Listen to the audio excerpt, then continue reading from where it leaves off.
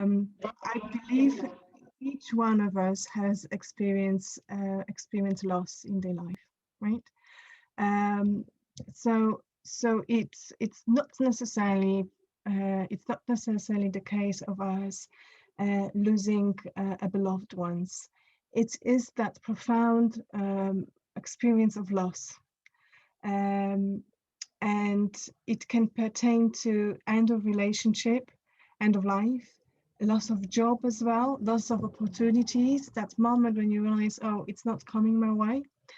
So for some of you, it might be related to maybe traveling, maybe work related, promotion kind of topic.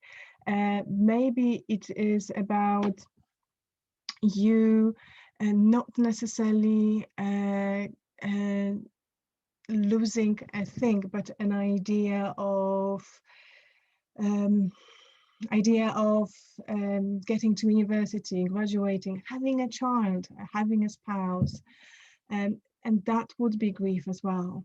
Although you didn't have it, you worked hard for it, you hoped for hard for it, and it didn't come your way. Yet you're experiencing loss, as you have lost something.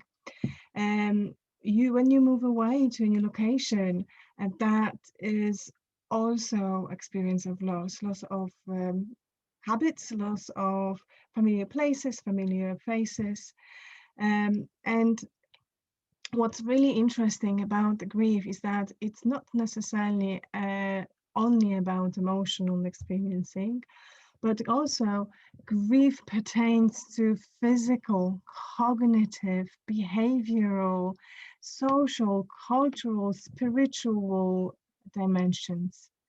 So you might have lost your appetite when you're going through grief and you didn't see the connections there yet.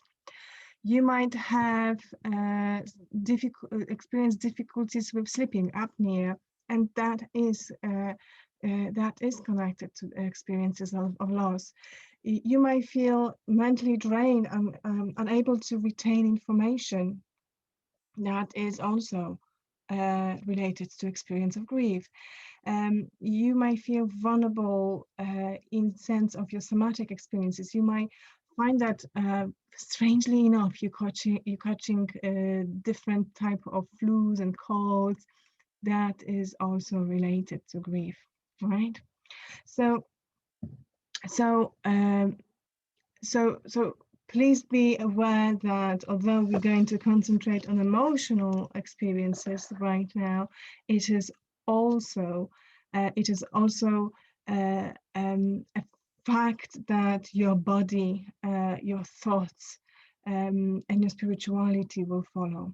So the first stage of grieving is denial. And I have some aids here with me to help you to put things into perspective. As you can see, they're growing, they're my balloons. So the first experience is shock and denial. And what happened then? Well, you are disbelieving the whole situation. You might find that you are actually feeling numb. You feel nothing, and you might carry on in your life as nothing has happened. So you paying the bills, you focusing on administrative things if it's a case of losing someone, if someone lost their life, like you organizing the funeral, and you literally feel nothing, and you prefer it this way. So be sure that later on it will catch up with you, and that initial state of shock and denial will dissipate, and you will fall in the depth of overwhelming emotions. It will be a very strong range of emotional experiences of any kind, and pain and guilt, anger.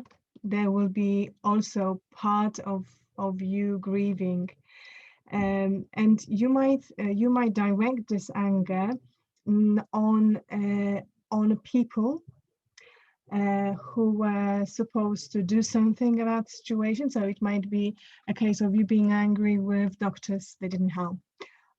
Or you might be angry with yourself. Oh, I didn't spend enough time with this person. I didn't get to say my everything that I wanted to this person. You might even be angry with that person. You might resent that person. Be upset with that person, almost like that person chose him to leave. And sometimes it is a case. Sometimes people, they do plan to leave. They do plan a suicide. And it is very common also to go into bargaining stage. So again, it is very normal, but what happens to you, because you feel so vulnerable and you feel so helpless, you start doubting the whole situation and yourself. You know, in order to regain control, you go into your head and you start thinking, what if? I should have, I could have. What if we got there on time? What if there was enough doctors on that shift? So you like bargaining with the destiny. You're making bargain. You bargaining with God. Should I have done this? This wouldn't have happened. And it's very dangerous exercise, mind exercise, because it is too easy. It is too easy to fall into blaming yourself. Yeah.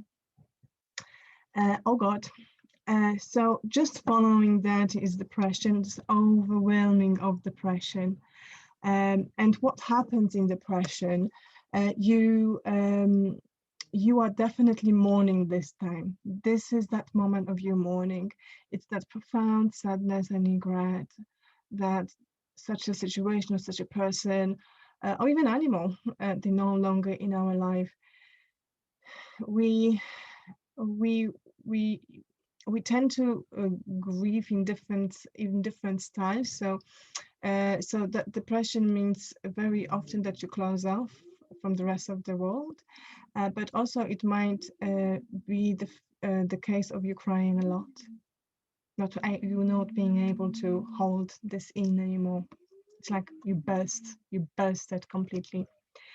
And somewhere in between those emotions, there is a U-turn, like a relapse stage. And what it means is that for all of us, grieving is different. For all of us, we are not necessarily designed to go stage by stage by stage by stage. You know, accordingly to the books, we don't walk this way as humans. So sometimes you will relapse from one stage to another. And it might feel like a vicious circle, actually. You might feel trapped in it. There's no, unfortunately, if we're talking about depression, there is no rules. There's no rules applied here. So for some people, depression lasts for weeks, months, sometimes years. But I think the best advice here is to make yourself aware that with grief, it's probably best to grow around grief, like become accustomed to grief. So what I mean by this is that the grief doesn't necessarily dissipate from our life, evaporates with our life. It becomes an intrinsic part of who we're becoming.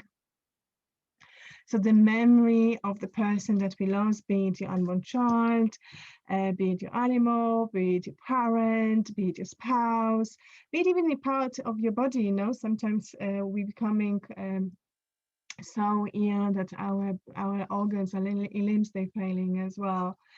So the memory of those moments when everything was intact, or the way it used to be, the way you were used to, is no longer a case.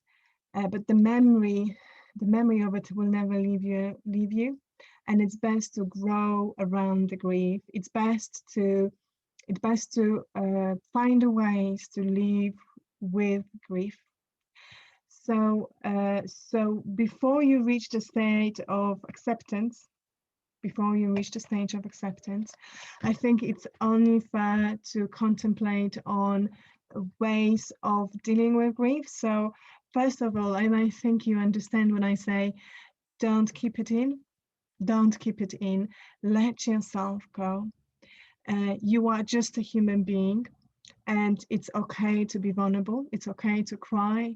It's okay to need space for yourself. Let this pain express itself. And it can be in a different process. It can be writing, it could be talking. Talking therapy is very recommended. It could be talking to your friend, to your beloved ones. It could be painting. For some of us, it might be cleaning, but please don't develop it into obsession. Redecorating the house, moving to a different house. Be patient with yourself, be patient with this process you're going through, because as I said, there is no rules. In psychology, we know that there is no rules. Everyone does it differently. So acknowledge your feelings, even those that you didn't like to admit to yourself that you have. Get to support and try your best to maintain a healthy lifestyle. As I said, grief is not only emotional, grief is also holistic. So if you invest in increasing serotonin by exercising, by eating healthy, doing some breathing exercising, oxygenating your body, that can bring relaxing effect, but also it will take your mind away from the memories and the process of letting go. So the process of letting go, acceptance, and unfortunately there is no rules when it's going to happen. But by the time you go over and over and go through those stages, this becomes your habit and you will learn how to deal with it. Also, I wish you will do. And then you reach the state of acceptance, which is reconstructing your life, which is accepting and hoping that there is a light in the tunnel for you. Learning how to live by yourself without an idea, aspiration, person, or pet, all part of your health. So as the time passes, most people find that they are able to adapt. So you might find that your grief, although it's still there, not maybe as intensive, but still it's reminiscing. Life sort of carries on. And you are able to sort of go back to how it was, or if it is not exactly how it was, it is sort of normalizing itself. The life is normalizing around yourself. And although there are some triggers to your griefs, like songs, films, favorite movies, smells, you have learned, you will reach that point when you have learned to grow around it and find a space for other people, other things, other inspirations to come into your life. So I really hope that was helpful. Don't forget to sign to my YouTube channel, ijstherapy.com, and I will see you with another